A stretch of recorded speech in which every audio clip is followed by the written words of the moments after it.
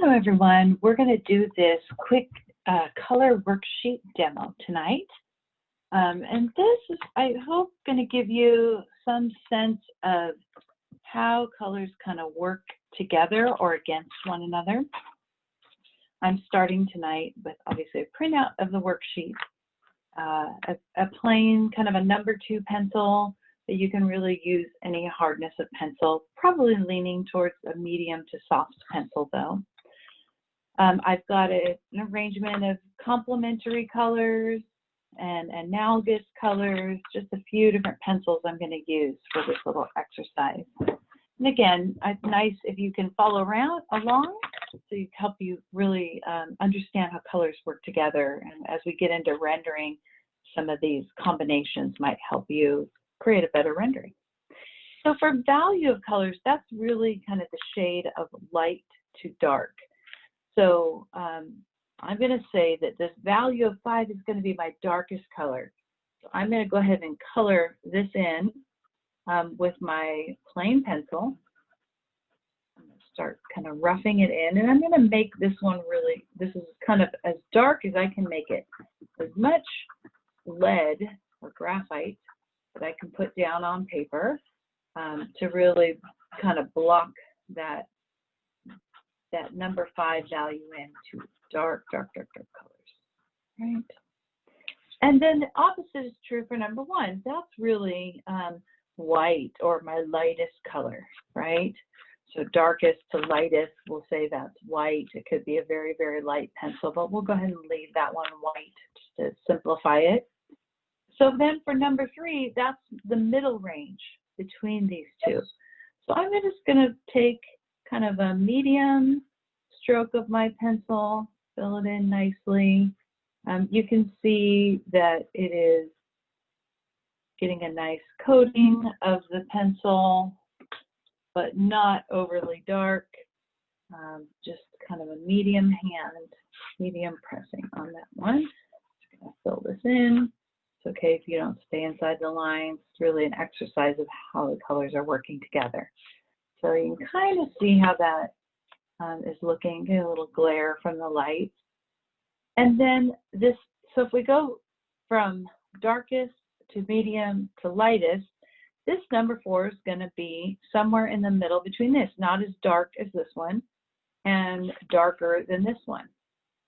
So I might start with that same medium pressure that I had in the number 3 square, and then I might go over it a second time with a little bit more medium pressure again, and just kind of creating a little bit darker, but not as dark as my number 5 value. I kind of want a gradient of values in these squares. And getting a lot of reflection off the light. You can kind of see some of that value change. One more time. That's looking pretty good, at least live and in person. And then same is true for this. I'm really going to use my light hand on this number 2 and, you know, continue to step down in value towards all the way being white. So light pressure. And now I've got a little value study in these squares. Again, I'm getting a lot of reflection from the overhead lighting, but hopefully you can see, or you can start to see when I get the reflection off the paper. Darkest, medium, lightest, this is kind of falling. These are kind of falling in the range between those. And so then we're going to move on to complementary colors. And we talked about in the lecture how complementary colors, when they're one next to each other, can be very bold and attention-getting. So remember, these are the colors that are opposite one another on the color wheel. So I've kind of picked blue and yellow as complementary colors. All right. Just going to fill in this square with my blue, first of all. Nice and filled in. See lots of nice blue color there. Next square next to it, I'm going to have my second color, my complementary yellow. A lot of times when you look at our holiday colors, they are these complementary colors. They're meant to be bold and attention-getting. And of course, I think of Christmas with green and red, definitely your complementary colors. But you can see when we place these next to one another, they are very vibrant and attention-getting and bold. And we may or may not want that for our landscape.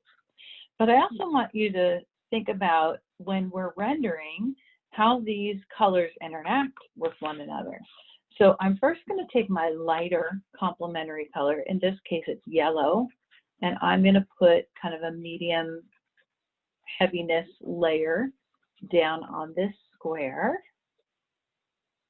So I get my layer of color. Right. This one's filled in, not too much lead on there. Then I'm going to take my second color, my blue, and I'm going to go color right over the top.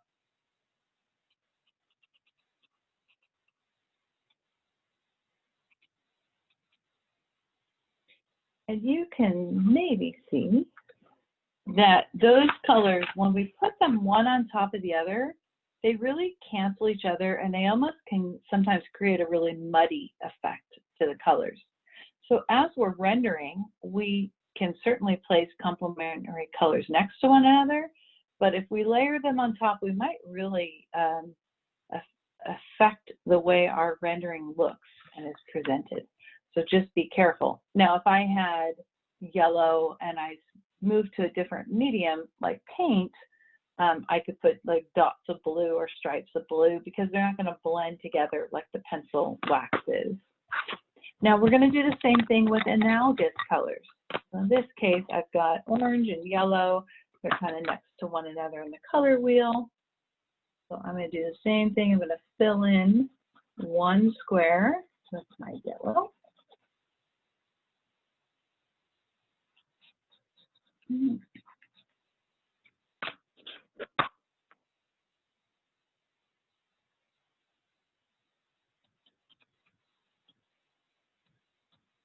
My orange or my analogous color right next to it. You can see it's not nearly as bold when I place them next to each other as the complementary colors.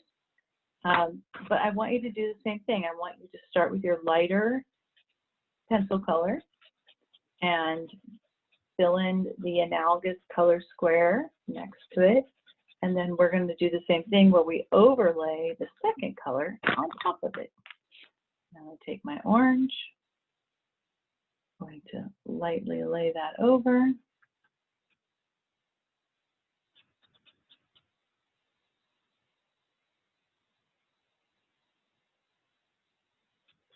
And so you can see when I lay analogous colors over one another, it tends to tone colors down in a nice way, not in a muddy way.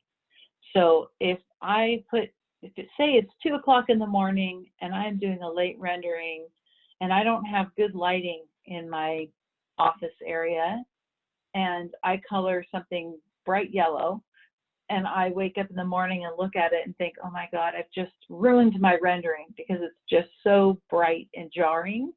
I could take an analogous color and layer it over the top and it would tone that color down without making it muddy. It starts to just kind of create an in-between color of this because our wavelengths are very similar with these analogous colors. So they're not canceling each other out like you see with complementary colors. So then gradients are a good thing to practice. We'll be working on rendering this week. So gradients are an important thing to give our landscapes a little bit of life. So nice to be able to just practice that technique all by itself. I am going to start with, I'll start with kind of green, blue-green color. And so what I'm going to do is, this is really value study, just same as the value above.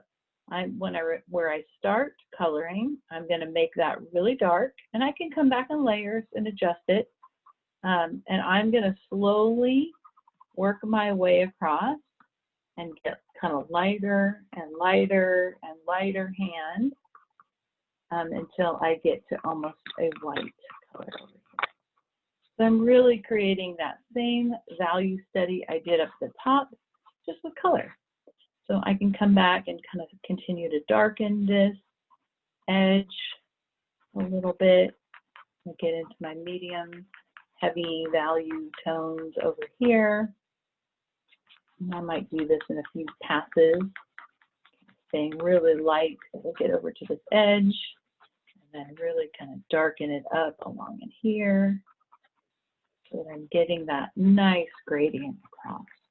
For those of you who might be familiar with programs like Photoshop, you know, there's some nice gradient tools. Even in CAD, if you're doing color rendering in CAD, there's some nice gradient tools you can use in there to get this effect digitally.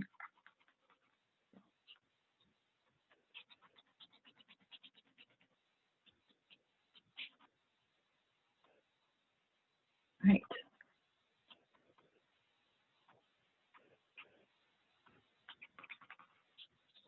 Right, so we're kind of getting that nice gradient cuff color, and you kind of lose the light colors over to the very end because of the reflection from above, but you're kind of get that impression if I tilt the paper up. So now we're going to do the same thing, but we're going to use two colors.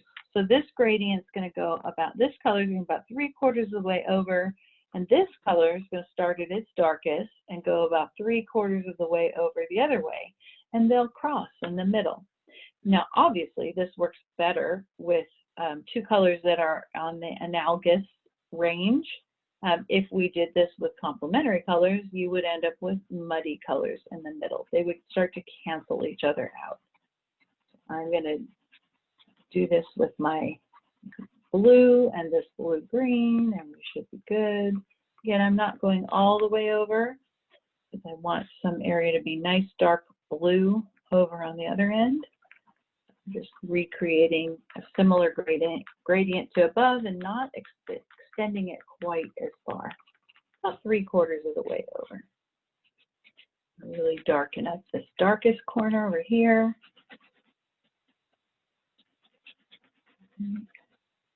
That nice gradient going. And now I'm going to take my second color, and this is going to be its darkest corner. I'm going to get that going.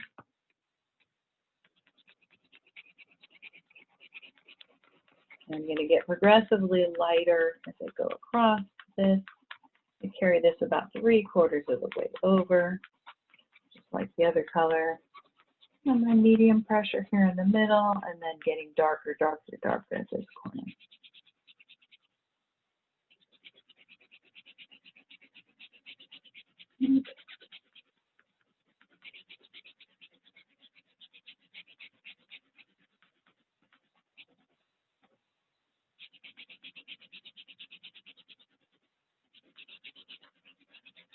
All right.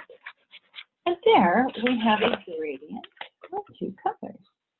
So you can see that dark blue merging into this kind of green-blue color. And that would be my gradient of two colors. So again, this is not something I'm asking you to turn in. I've made this an optional assignment because we are not in class live. But I think, you know, exploring colors is a really good exercise for you, and it'll help support moving into rendering next week. All right, that's it. Thanks, everyone.